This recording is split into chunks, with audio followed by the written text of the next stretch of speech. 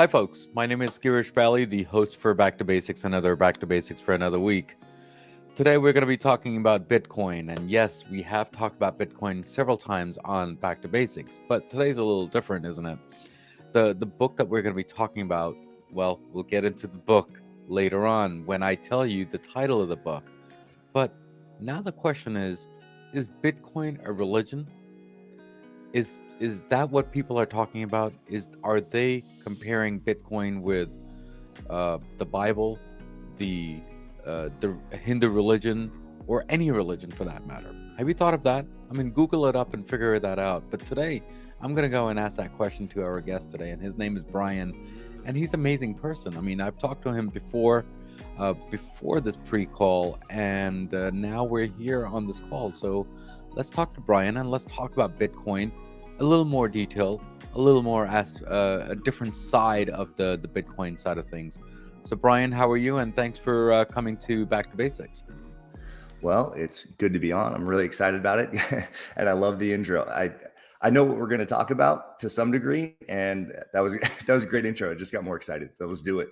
Cool. Thank you again, Brian, for coming here. And before we start the talks of the Bitcoin and the religion and anything else, right? What does Back to Basic mean to you? Well, I mean, to me, the concept of coming to distilling things down to their fundamental level has been instrumental for me in kind of each phase of my professional life. So understanding things at their simplest level has been a foundational point for me. And so coming back and revisiting that on an episode by episode basis is actually a pretty it's a strategic reminder, I think, in terms of content, because it's one of those things that a lot of people don't do naturally. We tend to overcomplicate things, and so when we see other people and their processes for these things, it's actually just a really helpful reminder. And a lot of times we think, well, that person does something completely different than me, so how does this apply to me? Well, when we break things down to a fundamental level, those are kind of more universal truths, or they're more universal to whatever realm that you happen to be in. So that's why I think that revisiting content like this is really important, because maybe Bitcoin's not somebody's milieu, but it can apply to somebody that's a housewife or a computer tech, or a trash man. I mean, any different realm that they find themselves in. If we can distill things back down to their fundamental level, I think it has universal application. Yeah. Brian, thank you again, and thank you again for coming on the show. You know, guys, I want everyone to understand that we have done a lot of Bitcoin shows, and we have really gone down to the really Bitcoin level to find out the basics of that. But today's a little different, isn't it, Brian? And now the thought process is the book that you created, it sounds more like a religion Bitcoin. So what are your thoughts on that part? And let's talk about the title of the book and how did that come up? What was the thought process? Did the book come first, or did the title come first, or the other way around? So let's go there. I mean, there's like few questions there. What are your thoughts on that? Yeah, that's great. So no, I wouldn't say it's a religion. I'm actually a pretty religious person myself, so I would probably strictly stay away from saying that it's as important as religion. It's about money, and so I think money is a pretty critical component to life. Mm, And so I don't think it's on the level of spirituality, mm, but I do think that the title, it's derived from, I mean, just the word evangelism means to explain a new way, excuse me, a new way to somebody. And mm, so for the problem that I saw was, I worked for 3 years as the chief marketing officer for a small blockchain project called Athenium Blockchain. mm, And we were going in, we have that project's still going. I actually resigned in order to write this book, but and the reason was because when we were going and seeking out venture capital, we mm, were talking to these venture capitalists and saying, hey, we have this great decentralized education project, and we were starting to explain to them everything we were doing, and it was a really revolutionary project, and that team's still doing some really cool stuff. But what I realized, these guys were looking at me like a deer in the headlights, and they were saying, what is Bitcoin? And we weren't even pitching Bitcoin. We were pitching a different thing. But they Mm, said, we don't know what blockchain is. We don't know what any of this stuff is. And so I recognize that, man, we're trying to run right now when everybody else still needs to crawl on this stuff. mm, People still need to understand some basics about it and fundamentals. And so that's why I resigned. I saw that the bigger need was to help kind of educate people on a new way of doing money, on a new way of doing information. And it's essentially the next iteration of the internet. It's kind of mm, a supplement, it's a backbone to the internet. When the internet was created, it was I think a lot of people have seen, if they go to a broken link on the internet, it says error 404. It just mm, means a broken link. What a lot of people haven't seen is there's an error 405, and it says payment method. It says payment method not valid. There was mm, originally a payment layer built to the internet, but wasn't a very good way to do it, and so we never used that version of the internet. mm, This, like 30 years later, is that version of the internet, the ability to transfer value mm, digitally. And so it is very revolutionary. And so pairing that with some of our central banking systems and the way fiat currencies work, it seemed appropriate to talk about a new way of doing money, a new way of exchanging value, mm. um, by calling it Bitcoin Evangelism, the name of the book. So dropping it right there. But so yeah, a new way of doing things is really where that was derived from. And it was something that came after the initial concepts of the book. Yeah, yeah, yeah. Thank you again, Brian, for explaining that. You know, when I did a whole bunch of Googling on the word, right? Apparently, there's a whole bunch of people saying that Bitcoin is the next religion. So, what are your thoughts on that part? I mean, the money is the religion for a lot of different people. Mhm. So, how do you twist money and religion and together, and then on top of that, now we're talking about Bitcoin. So, what are your thoughts on that part?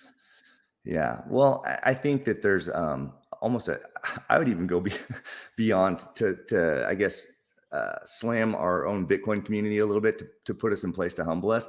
There are people, I would say, that go beyond religion. They kind of treat it like a cult.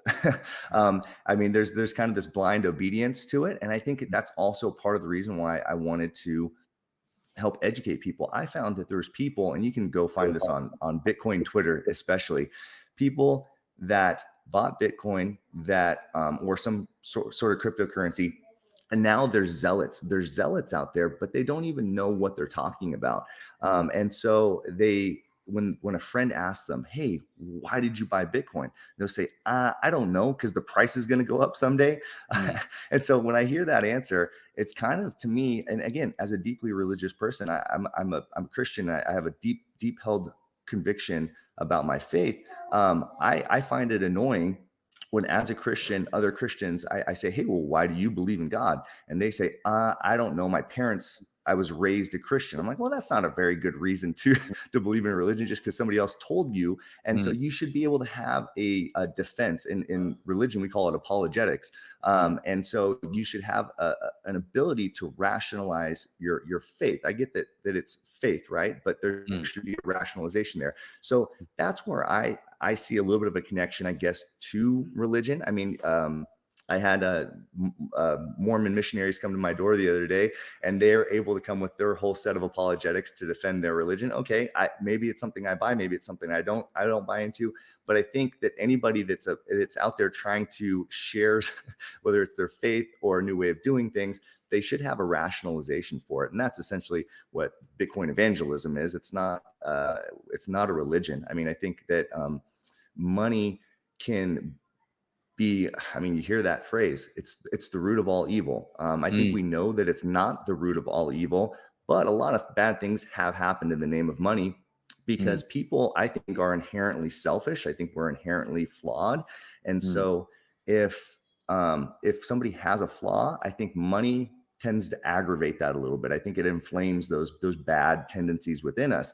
And so I would also go beyond that. And I would say, I think we have a flawed financial system. I think the way that our financial systems are set up right now, with fractional reserve mm, banking, central banking, where there's unlimited money printing, and those types of things disproportionately affect, they disproportionately benefit mm, the very wealthy, and they disproportionately affect, in a negative way, the poorer people. Inflation is really, really, really bad for mm, low income people. mm, And I don't think that's talked about enough. And mm, so I think that there's people that are religious about our current financial system. There's very wealthy people that love fiat systems because it perpetuates wealth in a very unfair way. And so, Mm, if anything, I think if there is something similar to religious component, I would say there is an old guard religion of fiat currency mm, about establishing the status quo. mm, So, yeah, I think that, again, Bitcoin evangelism represents a new way of doing things. mm, It represents a new monetary system that's equal and fair. I think that mm, that's a system we've never seen before, mm, is a system that doesn't have any inherent bias to it because there's no human intervention in it. mm, Even though there's Bitcoin miners out there, all they're doing is processing an algorithm for which mm, they have no control over. So mm, I think that's the next phase of humanity as we see these a decentralized monetary system. What happens when there's nobody to play favorites? What happens when mm, there's a level playing field in terms of finance? I think mm. that's some of the interesting stuff that we're going to get into. And I think that that's just right around the corner. Yeah, yeah, yeah. Thank you again. And it's not a bad thing. It's pretty good actually. Pretty good idea as to compare between the two different topics totally and nothing related. But the way they analyze it and the way they describe it and define it, they kind of compare the two, and which is pretty fabulous actually, if you ask me. So let me ask you this: what made you um, get into Bitcoin? Let's put it that way. I mean, that's the first thing I want to ask you, Brian. Yeah, that's a great question, and I love that question for anybody that's in this field because everybody kind of has a different interesting story, and most people's story starts with, I heard about it at some point and I dismissed it, and then I came back to it a year or two later. That's almost Mm, everybody. You'll have heard that. For me, I heard about it in 2012, dismissed it. By 2013, I had some friends that were kind of starting to dabble with it, mm, and they told me, and they were smart guys, and they said, hey, you should probably take a look at this. But at that point, I was very skeptical of it. I thought it was magic internet money, thought it was a waste of time. I thought it was a scam or a pyramid scheme, kind of some of the common accusations you'll hear against it. So I started studying it in 2013 as a skeptic, as somebody that was trying to tell my friends about why they were wasting their money and mm, to try and help them out a little bit. Through that process, I actually became when you start to study Bitcoin, I think you start to inherently study financial systems, financial history, the history of fiat currencies, the history of banking, and those types of things. Naturally, you might be inclined to read The Creature from Jekyll Island, which is a book about the foundation of the Federal Reserve. And so it's kind of a snowball effect that happens. And so for me, in 2014 was when I finally started investing in Bitcoin. And the thing that was my light bulb moment, I was listening to a podcast. It was an episode of the Joe Rogan Experience with this guy Andreas Antonopoulos. mm, He's a big proponent of Bitcoin. He's very much more techie. I like mm, him because you don't really hear him talking about the price ever. He doesn't say, "Oh, Bitcoin's exciting because it's $30,000 and you could have got it for $500 several years ago." He talks about, again, the fundamentals what make this technology exciting. And one of the things that he said that was my light bulb moment was that until Bitcoin was created in 2009, there was mm, no way to make digital things scarce. And at first it kind of rolled off me and it didn't pop off. And then I was thinking about it and I thought about that. I said, you know what? Everything's gone digital. Music's gone digital. Entertainment's gone digital. Our networking's gone digital. mm, But that was always the roadblock with finance, is if you couldn't make something that was digital and also scarce, you couldn't mm, really have value online. All you could mm, have is centralized systems of IOUs. And that's really kind of how our existing system works.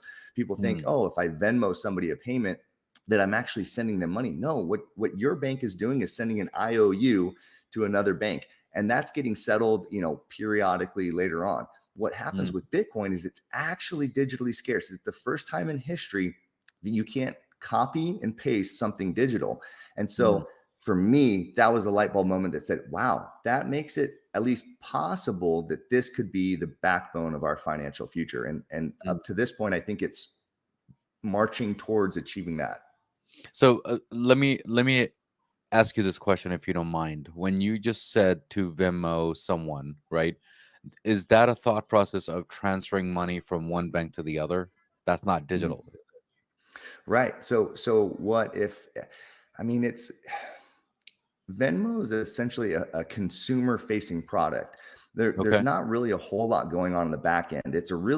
Uh, it's a really nicely put together app. The user experience is phenomenal. There's a fun social element to it. But at the end of the day, if I have Wells Fargo and you have Bank of America, there's like 5 or 6 parties involved in that transfer. If I'm sending it to you, it's coming. Wells Fargo's having to approve it. That's one party. I'm having to approve it. That's 2 parties. ACH in the middle is having to monitor that transfer. Then Mm, your bank is having to approve it. You're having to accept it. There's 5 or 6 parties involved in that transfer. And all it mm, was an IOU. These mm, banks, and again, without getting too much into the weeds, they use these accounts called Nostro Vostro accounts. What that means is Wells Fargo keeps some money on hand with Bank of America. Bank of America keeps a pile of money on hand for all their transactions that they do with Wells Fargo. And mm, instead of Wells Fargo actually sending an armored truck with money over to Bank of America, all Bank of mm, America does is saying, "Hey, we have your pile of money over at our bank, Wells Fargo.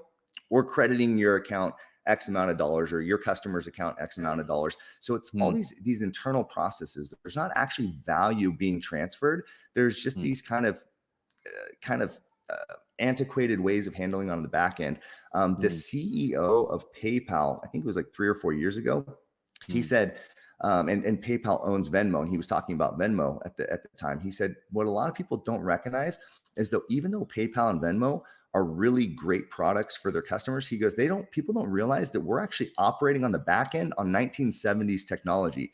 There hasn't been a step forward in terms of the way they operate on the back end in like mm, 40 years. And mm, so because they're not actually our US dollars, any kind of fiat currency, they're not digitally native. They have a digital component to them, right? We can make digital messages about mm, fiat currencies, but they're mm, not digitally native. You have to physically move them at some point. And so that's the mm. tie up. The difference is Bitcoin is digitally native. It only exists digitally. So when you transfer it, that's a finality to the payment. You're done Right. with the payment. And so that's kind of the fundamental difference, is the back end. So the consumer doesn't always see a huge difference, but these companies, and that's where I think we really need to be keen, is how are these companies operating? What are they? I mean, companies are what make the world move. And That's so right. if it's fundamentally changing how they operate, maybe it's something that we should pay attention to. Thank you for explaining that, because that is actually very important, right? So just that one transfer, let's say if I'm sending you $10 through, let's say, a PayPal or a Venmo, right? There's a whole bunch of companies in between to make that transaction happen. Not that they're taking the cost away, it's more of an approval and disapproval type of thing, right? So now from a Bitcoin point of view, if I did that same thing, there's no one really there in between, right? So it's only between you and me. So now the question Exactly. is that the decentralization that we're talking about, that no one is around, or is there a different word that I should be using when we talk about Bitcoin? The I think the terminology we would use there would be peer to peer. Peer So to peer. yeah, peer to peer would be the term for that, because it's just you and me. There's a mindless. It makes it sound bad or unsophisticated, but there's a mindless, unbiased algorithm between you and I. And Mm, so all it's programmed to do is say, if person A wants to send $10 to person B, I process that. I don't look mm, at what they're buying. I don't look at who they are. I don't look at what country they're from, or if they're economically sanctioned or anything like that. That's a pure peer-to-peer transaction. mm, Decentralization is more referring to who is it that processes those payments? Because right, somebody at the end of the day has to process that mm, algorithm or make sure that algorithm's running. And so mm, the decentralization is referring to the miners and the node mm, operators, the people that make the network function. Because now all of a sudden, how do you insert people back into it? Because there's a human out there, right, that's mm, processing this transaction. So how do we make sure that we don't insert bias back into it? And that's how the Bitcoin mining process works. There's people that are just lending their computing power. These are people all over the world. They're lending their computing power to the network, mm, so that transactions can be processed, but they're not looking at the individual transactions. They're just processing an algorithm that mm, is that same algorithm we talked about. If person A sends $10 to person mm, B, I process that. They don't see names, they don't see anything like that. So that's what the decentralization is. It's who's processing the transactions on the network. And that's what Satoshi Nakamoto, the creator of Bitcoin, one of the brilliant things that he invented was in this process was, how do you get people to volunteer their computing power to the network? Because you need people all over the world that don't know each other to do this. And so you incentivize them by offering them a Bitcoin reward. So every 10 minutes, if you process the last 10 minutes worth of transactions with your computer, then you get a Bitcoin reward for doing that. So you're essentially kind of making a lottery every 10 minutes for these miners. If they process enough transactions, they'll get Bitcoin and they'll make a business out of it. So anyways, that's what the decentralization is talking about. So thank you again, Brian. So basically what my example was, that's more peer-to-peer. So now the question is security, right? So let's say back in the days, how we used to transfer money between you and me. Okay, we used to go through all these 4 or 5 people, getting to that transaction. So people approve and disapprove, right? So according to me, that's security. Now, where is the peer-to-peer security? Now, That's a where good does that question. come into play? Yeah. Yeah, so you're right. So in the old centralized system, or I guess our current centralized system, you have third parties, and so with that comes some assurances, right? So if you buy a product and it's a faulty product, your credit card company can help rectify the situation. Or if there's a transfer of value and your payment gets lost, they're kind of responsible for doing that. With Bitcoin, the security comes from the cryptography is one element of it. And so there's highly sophisticated cryptography to make sure no outside hackers can intercept the transaction or anything like that. But the security is really derived from two major components, which decentralization, which you referred to. There's no one party that's the arbiter of all transactions. And so there's kind of a gamification of the way these transactions work. If one of the miners says, I'm going to put bad transactions on the network, or I'm going to try and intercept transactions, there's millions of miners all over the world that will out that guy immediately. And so any bad actions, it's in my book, I say it's kind of like trying to steal an old woman's purse inside of a police station. There's people all around, and there's people watching you at all times. And so that other element, decentralization paired with transparency, everything's open source. It's all an open ledger. So if we imagine, if we're sitting around and there's a room full of 10 people, and we all have a notepad and we're recording transactions. Every 10 minutes, we all write down a new transaction. At the end of the 10 minutes, we also check everybody else's work. Everybody has the same transaction written down. Boom, that's great. We have consensus on our transactions. If the next 10 minutes an 11th person sits down and they start to write bad transactions, every 10 minutes, the original 10 people, we say, okay, we came to a consensus. We all have the same transactions. This 11th person, they're writing down transactions that don't even make sense. We just completely disregard what they're doing. So anybody that comes onto the network that is acting kind of counter to the network essentially just gets disregarded. So they have to expend financial resources, electricity, hardware, all this kind of stuff. There's a financial cost to it because it's very expensive to do this. But then at the end of the day, they don't get anything out of it. So they're financially de-incentivized from acting poorly on the network. So it's kind of one of the other analogies I use is, what's one of the security measures that most houses have? If somebody walks up in your driveway, a lot of houses have a floodlight, like a security floodlight. Well, why do we have, as a security measure, why do we have floodlights in front of our house? Because bad actors don't like to be exposed. They don't like transparency. They like to hide in the shadows. That's actually more akin to our old centralized systems. Our old centralized systems are very opaque. This new system is wide open. It's like, again, like I said, trying to go steal an old woman's purse in the middle of a police station. Everybody sees it. And not only is everybody seeing it, the people that will call you out and get you in trouble are right there. And that's kind of how it works with the Bitcoin network. Brian, thank you again for explaining all that, because now I'm understanding much better the way you're explaining, because people need to understand about the security point of view also. But then we also need to understand that one transaction, there are 6 people behind us when they're completing that transaction, and we've been doing that for the last 40 years. But I think that this new design is going to be between just you and me. And what is the process for that?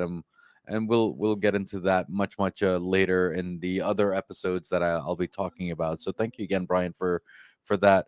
But before you leave today, Brian, thank you again for explaining about your book and everything else that you do and what you're doing. And I think the book is coming out pretty soon. So thank you again Mhm. for that. But before you leave, do you have any last words to all my Back to Basic listeners and viewers?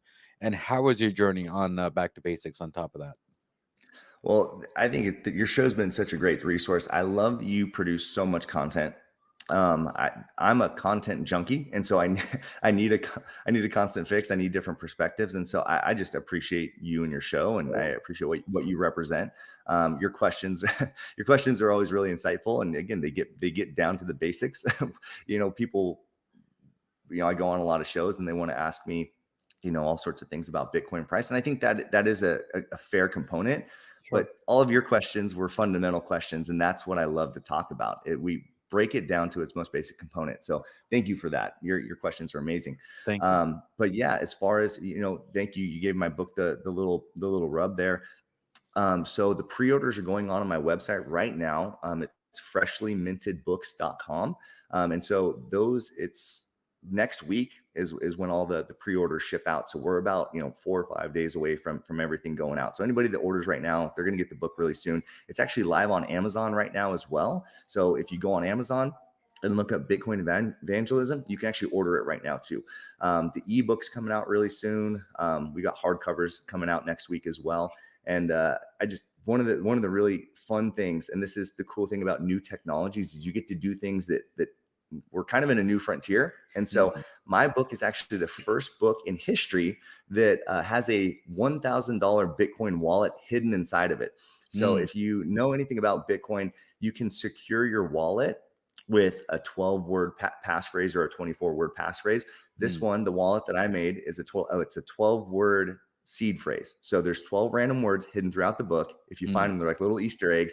The first person to find that, it's like Willy Wonka's golden ticket. If you find it, you can go claim that Bitcoin wallet, and you don't have to ask me for approval. You just get to enter it in any wallet, and that $1,000 worth of Bitcoin will pop up. It's actually 3.1 million Satoshis. So Satoshis are the smallest units of Bitcoin. So the dollar value, I think it's actually a little over $1,000 right now. But the value can go up and down, but it's 3.1 million Satoshis that's in that book, hidden for somebody to find. Awesome. Thank you again, and I will definitely get that book, and I'll start getting down all those keys and get that money too. So thank you again, Brian, for all that. So thank you again for coming on Back to Basics, and thank you again for I'm definitely honored for you to be here. And hopefully we'll do a part 2 whenever Brian is ready, and all your other books will be happening too. So thank you again, Brian, for coming Yeah. here again. Thank you so much. I really appreciate the opportunity to talk to you. And yeah, it's always an enlightening conversation. And we've talked off air before, and I really enjoy your perspective. Yeah. Thank you again, Brian. Thank you again. Thank you. So guys, we spoke with Brian today, and we talked about the basics of Bitcoin. Well, Bitcoin and religion? I don't know about that. But the topic kind of says it all, right? It's all about Bitcoin learning the fundamentals. Now, as usual, as always, there is a quote from Back to Basics, and hopefully Brian will like that quote. And the quote is, "If you don't believe it or don't get it, I don't have the time to try to convince you." Sorry. I mean, that's just what the guy says. But listen, the way I look at it is that all the episodes that I did about Bitcoin or blockchain or decentralization or Web3 or DeFi or anything like that, and I've done a whole bunch of them, listen to all those, try to understand from fundamentals side of things, and see what is the best way to understand Bitcoin, blockchain, and all the other stuff, because it's a very new thing. Well, if you really talk to all these guys, it's been there for years. But the thing is, we're learning it now, and I think that's the key, right? As usual, as always, what do we always say at the end of the episode? Everything in life goes back to basics, and that's what we did today, guys. Guys, take care. God bless. Keep on commenting on all my episodes, because I do release every day. With your love and support, this is only possible. And there are 3 things, according to me, this episode is a hit, according to me, that is, which is the content, the guest, and definitely the host. Guys, take care. God bless. And I will see you next time on Back to Basics. Take care. God bless. Next week's episode on Back to Basics. Community. I mean, sometimes it's hard to know where to start, but we've got this, Google knows everything these days. So elderly support services, in our local communities is certainly something we can look up. And there's more and more available now. Some of them are free, some of them cost, but there's some, somebody who's in the family who's really savvy and can look that up, support the carers. I think family's the first line of defense. Not everybody has a family or a close family. Like I said, we're living all over the place now. We don't all sometimes live in, close suburbs or to each other, but supporting the carers is also really, really important. Yeah. Thank you.